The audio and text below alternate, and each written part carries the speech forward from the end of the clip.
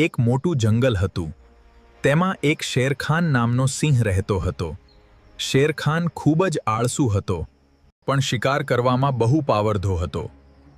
જંગલના બધા પ્રાણીઓ તેનાથી ડરતા હતા.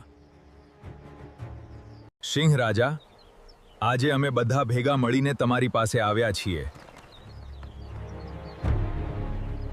મહારાજ, તમે રોજ શિકાર કરવા નીકળો છો તો બધા પ્રાણીઓ ડરીને ભાગી જાય છે.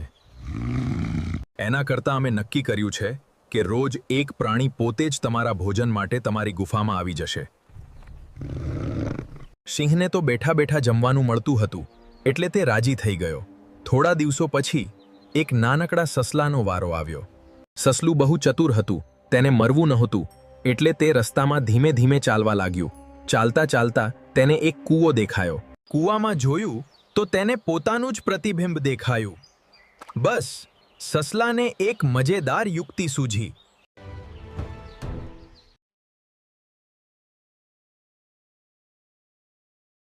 ઠીંગુ, આટલો મોડો કેમ આવ્યો?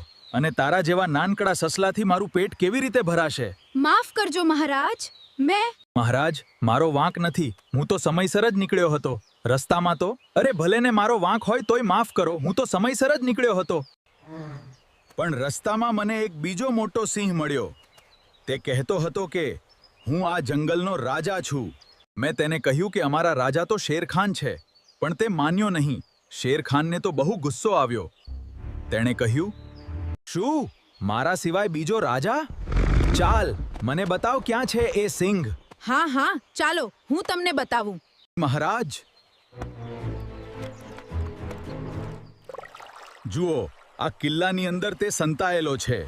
એક સિંહ વાઘ જેવો પાણીના કૂવા તરફ ગયો. તે અંદર ડોક્યું કરવા ગયો ત્યારે તેણે પાણીમાં પોતાનો પડછાયો જોયો. તે ગુસ્સે થયો. ગર્જના કરી.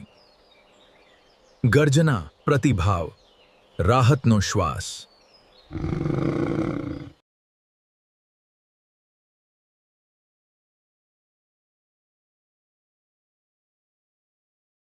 જો તમે મુશ્કેલીના સમયે ગભરાવાને બદલે શાંતિથી અને ચતુરાઈથી વિચારો, તો ગમે તેટલી મોટી મુશ્કેલીને હરાવી શકાય છે.